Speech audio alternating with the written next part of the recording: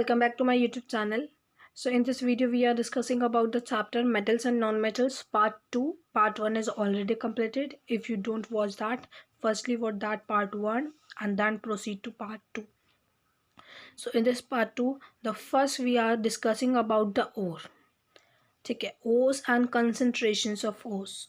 So ores का मतलब क्या होता है? Occurrence of metals, elements, compounds which occur naturally in the earth crust are known as minerals, and the minerals which are pure metals can as minerals ores या फिर ores. ठीक है, तो occurrence of metals, occurrence of metals that is elements or compounds naturally earth पे occurrence होना metals और non metals का, वो क्या कहलाता है? मेटल्स क्या बोलते हैं उसे? मिनरल्स बोलते हैं. क्रस्ट पे जो पाया जाता है नेचुरली, और उन मिनरल्स में जो प्योर मेटल्स होते हैं उसको एक्सर्टेड के उसे मिनरल ओर कहते हैं. तो यहाँ पर एक ओर का मैंने यहाँ पे ओट्स का चार्ट दिया है, एक बार मैं इसको एक्सप्लेन कर देती हूँ, ये आपको रटना ही पड़ेगा. Metals of high reactivity, metals of medium and metal of low reactivity. Electrolysis of molten ore, pure metal. Carbonate, sulfuric ore. Roasting, sulfuric ore, roasting metal. Refining. Oxides of metal, reducing to metal and purification of metal. ये सब आपको learn करना पड़ेगा, इसमें ऐसा कुछ है नहीं समझाने लायक. तो आपको नेक्स्ट बता देती हूँ. Exertion of pure metals from the ores, steps बता देती हूँ उसको कैसे होते हैं. Exertion of metals from the ores are, the first step is enrichment of the ores. उन्हें मतलब थोड़ा इनरिचमेंट देना पड़ता है ओर्स को गेन करने के लिए. सेकेंड स्टेप इंक्लूडिंग और एक्सट्रैक्शंस ऑफ मेटल को एक्सट्रैक्ट किया जाता है. Third step involve refining of metal को उसको प्योर किया जाता है, साफ़ किया जाता है. Ores contain different impurities in it such as sand, soil. These impurities are known as genoa. ये आपको डेफिनेशन आ सकती है. यहाँ पर इसका दूसरा ही सब पॉइंट है ये. ठीक है, कि उसको साफ़ किया जाता है, किससे? सॉइल होती है, सैंड होती है. Extraction metals which are low in the activity series, metals which are in the low reactivity series are unsettled. The metals or the oxides of such metals can be reduced to the metals by heating alone. For example, HGS, कैनेबार. ठीक है, इसमें क्या बताया? Step by step बताया है कि कैसे आप एक्सट्रैक्ट कर सकते हैं ओर्स को, और उसको साफ़ करना पड़ता है सॉइल सैंड से. सॉइल सैंड जो होती है उसमें उसको साफ़ करना पड़ता है. यहाँ पर एक डेफिनेशन बनाई गेनोवा की, आपको एक्सट्रैक्शन बताया, बस आपका एक्सट्रैक्ट हो जाएगा. Extracting metal in the middle of the activity series. These metal are model activities they excited. इसको आपको डेफिनेशन ही याद करनी पड़ेगी, इसमें कुछ भी समझाने जैसा नहीं है. तो मैं इसको रीड आउट कर देती हूँ, आप जहाँ समझाने वाला होगा वो समझा दूँगी, वरना आपको उसको याद ही करना पड़ेगा. The metals are the model activity. They exist as the sulfuric or carbonate in nature. Before reducing materials, sulfides and carbonate must be converted into the metal oxide. Sulfur ores are converted into the metal oxide. Sulfur ores are converted into oxides by heating strongly in the presence of excess air. This is known as roasting. Carbonates ores are converted into the oxides by heating limited air. This is known as calcium.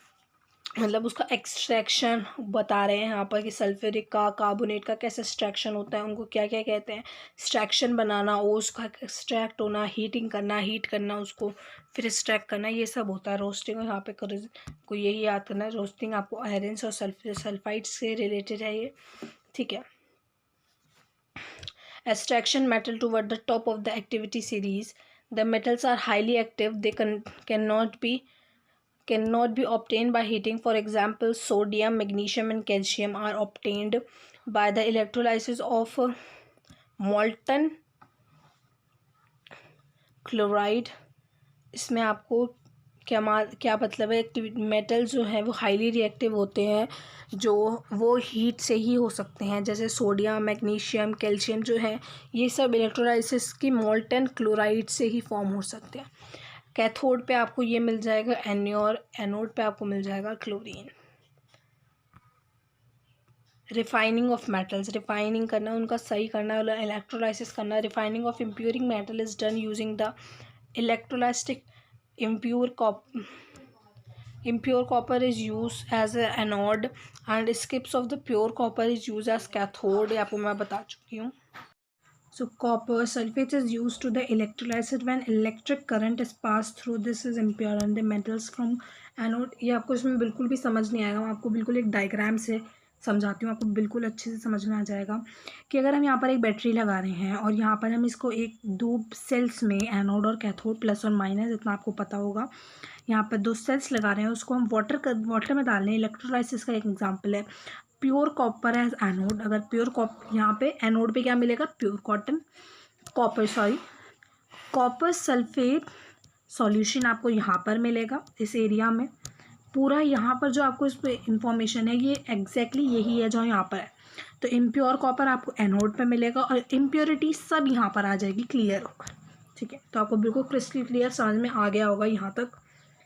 So let's proceed. Corrosion क्या होता है, corrosion मैं आपको बताऊँ तो यार iron में होता है।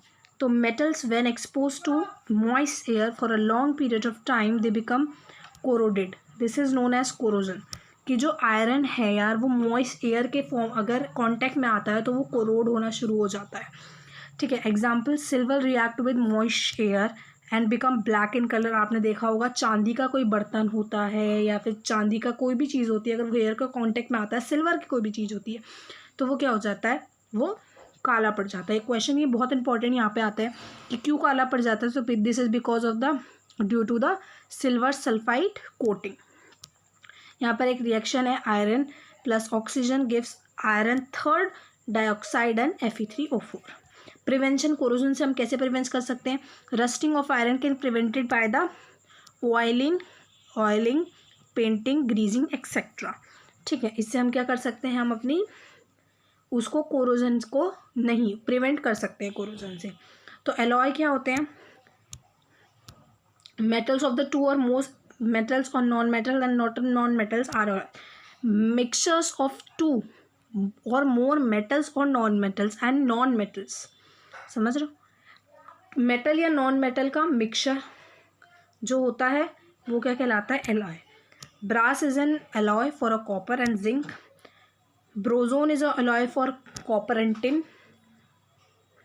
सोजा is a alloy of lead and tin and amalgam is a one metal is mercury। amalgam is a one metal is mercury। ये आपको ये सबको लर्न करना है, इसमें कोई भी समझाने जैसी चीज़ नहीं है। कुछ होगा तो thanks for watching. So now our metals and non metal chapter is already completed। if you have any doubt please know me down in the comment section। it's my duty to solve all the doubts of yours because I am teaching you, so it's my responsibility to solve your doubts। कोई भी problem किसी भी topic में हो, कोई topic में अच्छे से नहीं पढ़ा पाई, मैं वो फिर से पढ़ाने के तैयार हूँ, आप मुझे कमेंट में बताइए।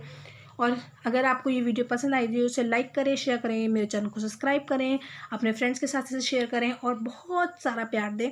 और आगे वाली और वीडियोस भी आने वाली हैं और जो वीडियो आ चुकी हैं वो आप चेक इट डाउन कर सकते हैं मेरे चैनल में, ग्रोथो करके स्क्रॉल कर आप उसको सारी वीडियोस इनरोल कर सकते हैं free of cost. On 1K subscribers I will upload all the notes of that in a PDF form of that like this।